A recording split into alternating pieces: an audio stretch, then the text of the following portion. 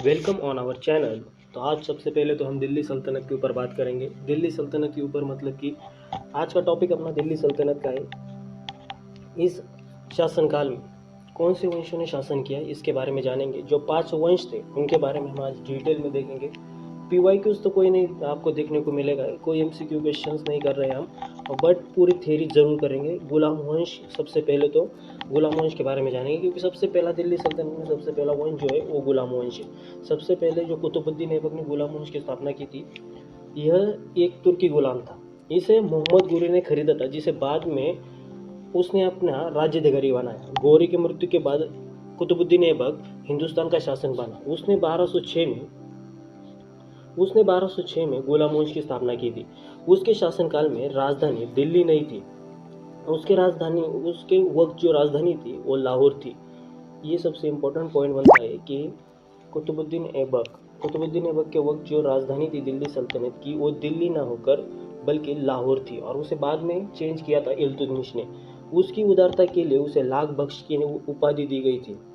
अब उसे पील बख्श भी कहा जाता था। उसे और भी कई अनगिनत नामों से जाना जाता था। वो एक बार आप जरूर देख लीजिएगा। 1210 में चौगान या फिर पोलो खेलते समय इसकी मृत्यु हुई थी। 1210 में इसकी मृत्यु हुई थी चौगान या फिर पोलो खेलते समय। चौगान या फिर पोलो मतलब कि ये एक घोड़े की रेस होती है। जैसे कि गाड़ियों की रेस होती है वैसे भी घोड़ों की रेस होती है। ऐसा ही एक खेल है जिसे पोलो या चौगान कहते हैं। आपको मालूम होगा शायद। उसे खेलते समय उसकी मृत्यु हुई थी। उसने दो मस्जिदों का निर्माण भी कराया था। उनका नाम था कुव्वतुल इस्लाम और अजमेर में अढ़ाई का झोपड़ा। दो सबसे इंपॉर्टेंट पॉइंट है, उसने कुव्वतुल इस्लाम और अजमेर में अढ़ाई का झोपड़ा इसकी स्थापना की थी। उसने सूफी संत बखाजा कुतुबुद्दीन बख्तियार कार्की के सम्मान में कुतुब मीनार का निर्माण भी कराया था। कुतुब मीनार का निर्माण कुतुबुद्दीन ऐबक ने किया था, पर किसके सम्मान में किया था ये नहीं मालूम। पर ये सूफी संत था बखाजा कुतुबुद्दीन बख्तियार, उसके सम्मान में कुतुबुद्दीन ऐबक ने कुतुब मीनार का निर्माण कराया था। ऐबक उसे ताल उल मासिर के लेखक हसन ई निजामी और तारीख मुबारक शाही के लेखक फरुद्दीन जैसे विद्वान और लेखकों को उसने महान संरक्षण दिया था। ये बात जरूर याद रखिएगा कि कुतुबुद्दीन ऐबक ने किसे संरक्षण दिया था। ताजुल मासिर के लेखक हसन ई निजामी और तारीख मुबारक शाही के लेखक फरुद्दीन जैसे विद्वानों को उसने महासंरक्षण दिया था, अपना महान संरक्षण दिया था। आराम शाह जो कि कुतुबुद्दीन ऐबक का पुत्र था, उसे जड़ के युद्ध में इल्तुतमिश ने हराया था। अभी यहाँ पर कुछ दिया नहीं है, लेकिन मैं आपको बता रहा हूँ कि आराम शाह जो है उसे जड़ के युद्ध में इल्तुतमिश ने हराया था। 1210 में हराया था। जड़ का युद्ध हुआ था जिसमें इल्तुतमिश जीता था। अब और इल्तुतमिश ने 1211 में दिल्ली के सिंहासन पर अपना अधिकार जमा। ये कुतुबुद्दीन ऐबक ममलूक जनजाति का गुलाम था। ये पहले तो इल्तुतमिश ने सरिय जंदर या शाही अंगरक्षक के रूप में कार्य करना शुरू किया था।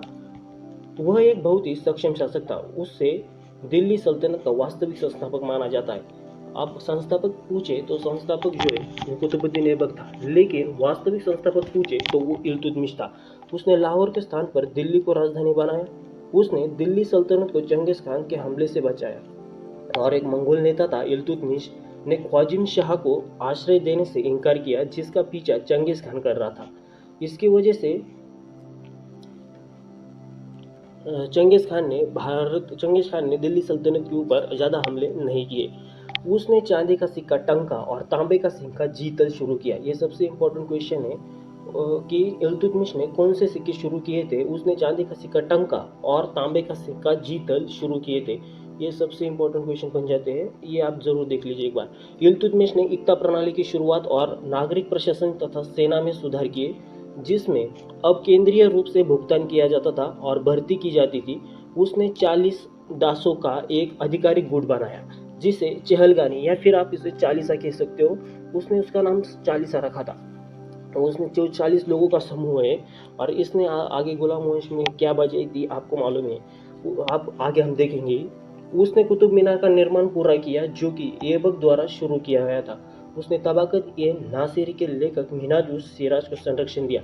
सबसे इम्पोर्टेंट बात आती है कि कुतुब मीनार जो कि कुतुबुद्दीन ऐबक ने बनाया मतलब कि उसने नींव रखी थी, पूरा काम उसका नहीं किया था, और वो जो बचा हुआ काम था वो इल्तुतमिश ने कराया था। ये बात जरूर याद रखिएगा। उसके बाद रुकुनुद्दीन फिरोज। अब रुकुनुद्दीन फिरोज 1236 में गद्दी पर बैठता है। यह इल्तुतमिश का पुत्र था और उसकी मां शाह तुर्कान ने इल्तुतमिश की मृत्यु के बाद उसे ताज पहनाया था। उसे इल्तुतमिश की बेटी रजिया ने सिंहासन से हटा दिया। अब रजिया सुल्तान को पहले से ही इल्तुतमिश ने कहा था कि उसे गद्दी पर बिठाना था। इल्तुतमिश ने अपनी बेटी रजिया को उत्तराधिकारी के रूप में पहले ही नामित कर चुका था, लेकिन कुलीन वर्ग, जैसे कि हमने बताया चालीसा, ऐसे जो अमीर लोग थे, उन्होंने क्या किया, रुकुद्दीन फिरोज को सिंहासन पर बैठा दिया। बट उसने बाद में रुकुद्दीन फिरोज को हटा दिया और वो भारत की पहली एकमात्र मुस्लिम महिला शासिका बनी। वो बिना नकाब के बिना शासन करती थी। उसके द्वारा अभिशाही गुलाम याकूत को अधिक प्राथमिकता देने के कारण वो जो कुलीन वर्ग था वो उसके ऊपर नाराज था।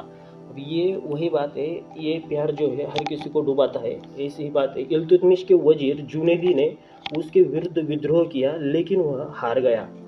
बठिंडा में एक गंभीर विद्रोह हुआ। वहां राज्यपाल अल्तुतनिया ने रजिया के आधिपत्य को स्वीकार करने से मना कर दिया। रजिया ने याकूत के साथ अल्तुतनिया पर आक्रमण किया, पर हालांकि हुआ क्या, अल्तुतनिया ने याकूत की हत्या कर दी और रजिया को कैद कर लिया।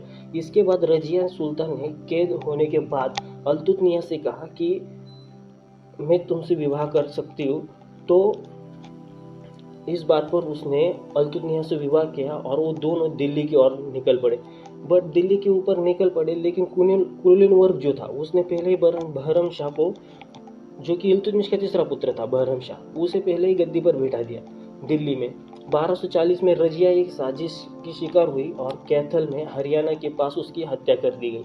और ये हत्या भी एक सोची समझी साजिश थी, जो चालीसा थी तुर्की गुलामों की, उन्होंने ही वो साजिश रची थी।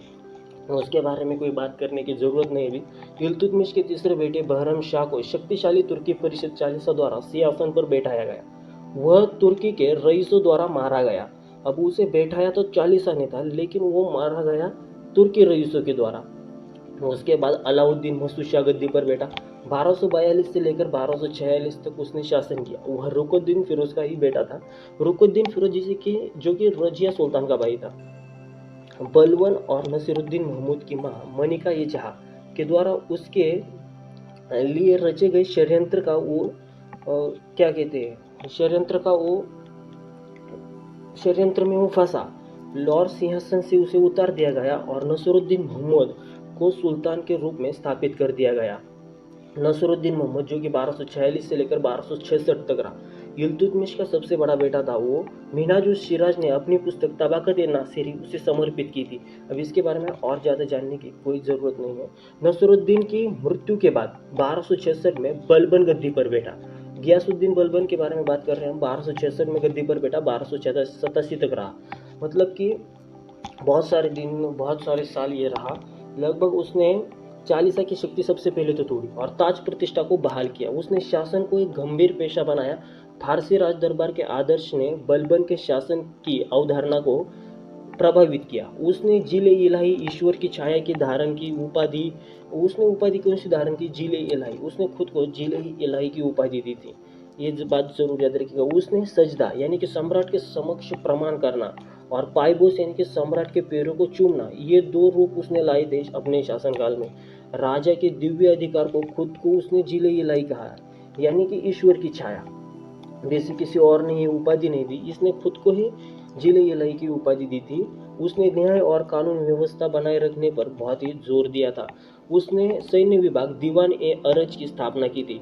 अपने अंतिम दिनों में उसने अपने सबसे बड़े बेटे प्यारे पुत्र मोहम्मद की मृत्यु के कारण सल्तनत के मामलों में अनदेखा किया। अब इसकी मृत्यु की हुई थी 1285 में। मंगोल से लड़ते हुए मोहम्मद मारा गया था। अब वो भी इसलिए मारा गया था क्योंकि तुगरिल नाम का जो व्यक्ति था वो इसका गियासुद्दीन बलबन का खास आदमी था, लेकिन उसने विद्रोह किया।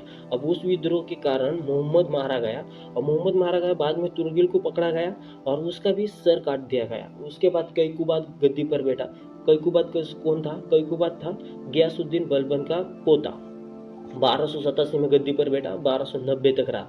1290 से लेकर खिलजी वंश, 1290 में क्या हुआ, खिलजी वंश ने इसकी हत्या कर दी। और वह जो ये जो है कैकुबाद, वो बलबन का पोता था, पोता तो था ही, लेकिन उसे दिल्ली का कोतवाल फखरुद्दीन ने सिंहासन पर बैठाया था। उसके बाद खिलजी वंश की शुरुआत होती है। जलालुद्दीन खिलजी 1290 से लेकर 1296 तक राज करता है। उसके बाद अलाउद्दीन खिलजी आता है। उसके बाद मलिक काफूर आता है। जलालुद्दीन खिलजी की बात करें तो जलालुद्दीन खिलजी 1290 से लेकर 1296 तक रहा। लगभग 6 वर्ष उसने अपना शासनकाल किया। जलालुद्दीन खिलजी ने खिलजी वंश की स्थापना की थी। सबसे इम्पोर्टेंट सवाल कि खिलजी वंश की स्थापना किसने की थी, संस्थापक कौन है, तो वो जलालुद्दीन खिलजी है। वह एक उदार शासक था और धार्मिक उदारता की नीति को अपनाया था। अलाउद्दीन खिलजी उसका दामाद था और भतीजा भी था। अलाउद्दीन खिलजी के बारे में आपने देखा होगा, एक मूवी भी आई थी। 1296 से लेकर 1316 तक उसने शासन किया। वह दिल्ली का पहला तुर्की सुल्तान था जिसने धर्म को राजनीति से अलग कर दिया। उसने घोषणा की, शासन कोई संबंध नहीं जानता। जलालुद्दीन खिलजी के शासनकाल में वह कड़ाका राज्यपाल था। उसने सिकंदर ए सानी या फिर सिकंदर द्वितीय की उपाधि अपनाई थी। अलाउद्दीन ने गुजरात 1298, रणथंभौर में 1301 में, मेवाड़ में 1303 में, मालवा में 1305 में, जालौर में 1311 में कब्जा कर लिया था। उसने गुजरात, रणथंभौर, मेवाड़, मालवा और जालौर लगातार युद्ध किए और उसमें जीत भी हासिल की। गुजरात का 1298 में हुआ था। अलाउद्दीन खिलजी ने गुजरात में युद्ध किया था 1298 में, रणथंभौर में 1301 में, मेवाड़ में 1303 में, मालवा में 1305 में और जालौर में 1311 में युद्ध किए और उन सभी जगहों पर कब्जा कर लिया। दक्षिण में मलिक काफूर के नेतृत्व में अलाउद्दीन की सेना ने रामचंद्र देवगिरी के यादव के शासक प्रतापरुद्र देव, वारंगल के काकतीय शासक वीर बल्लाल तृतीय और वीर पंड्या मदुरई के शासक थे, उन्हें हराया। मलिक काफूर को मलिक नायब की उसने उपाधि से सम्मानित किया। अब अलाउद्दीन खिलजी के जो प्रशासनिक दौर था उसमें जो बाजार सुधार किए, इसके बारे में भी बात करते हैं। अलाउद्दीन खिलजी ने 4 अध्यादेश जारी किए थे। धार्मिक दान और भूमि के मुक्त अनुदानों को जब्त करने के उद्देश्य से गुप्तचर प्रणाली को पुनर्गठित किया। शराब के प्रयोग पर रोक लगाई। अमीरों के आपस में मेल जोल रोक लगा दी। उसकी अनुमति के बिना वैवाहिक संबंध नहीं हो सकते, ये भी उसने किया। उसने दाग, घोड़े की ब्रीडिंग और चेहरा का वर्णात्मक रोल प्रणाली शुरू की। अलाउद्दीन ने आदेश दिया कि सभी भूमि को मापा जाए और फिर उसे राज्य का हिस्सा कर के रूप में तय किया जाए। मुस्तखराज नामक विशेष अधिकारी का पद राजस्व संग्रह के उद्देश्य से बनाया गया था। उसने क्या किया, मुख्तराज नामक एक विशेष अधिकारी पद था, उसने उसे बनाया। किस लिए बनाया, राजस्व संग्रह के उद्देश्य से बनाया। राजस्व यानी कि इकोनॉमिक्स, पैसे, खजीना। अलाउद्दीन ने सभी वस्तुओं की लागत तय की। बिक्री के लिए सभी सामानों को सारा-ए-अदल नामक एक खुले बाजार में लाया गया। उसके द्वारा कई किले बनाए गए थे। उनमें सबसे महत्वपूर्ण अलाई किला था। उसने कुतुब मीनार के प्रवेश द्वार अलाई दरवाजा का भी निर्माण कराया। अब कुतुब मीनार में जो अलाई दरवाजा है, अब अलाई दरवाजा जो है वो अलाउद्दीन खिलजी ने बनाया हुआ है। भले ही कुतुब मीनार को कुतुबुद्दीन ऐबक ने बनाया, बचा हुआ इल्तुतमिश ने बनाया और इसने क्या किया, उसमें एक जाकर दरवाजा लगा दिया। उसने 1000 सुतन नामक 1000 स्तंभों का महल भी बनाया था। वह कला और विद्या का संरक्षक था। कवि संगीतकार अमिर खुसरो का पसंदीदा दरबारी कवि था। उसके बाद मलिक काफूर की बात करते हैं। 1316 में अलाउद्दीन खिलजी की मृत्यु के बाद मलिक काफूर क्या करेगा, सिंहासन पर कब्जा करेगा। मलिक काफूर के मरने से पहले शहाबुद्दीन अलाउद्दीन 6 साल का राजकुमार को राजा के रूप में नामित किया था, लेकिन सबसे बड़े राजकुमार मुबारक खान को कैद कर लिया था।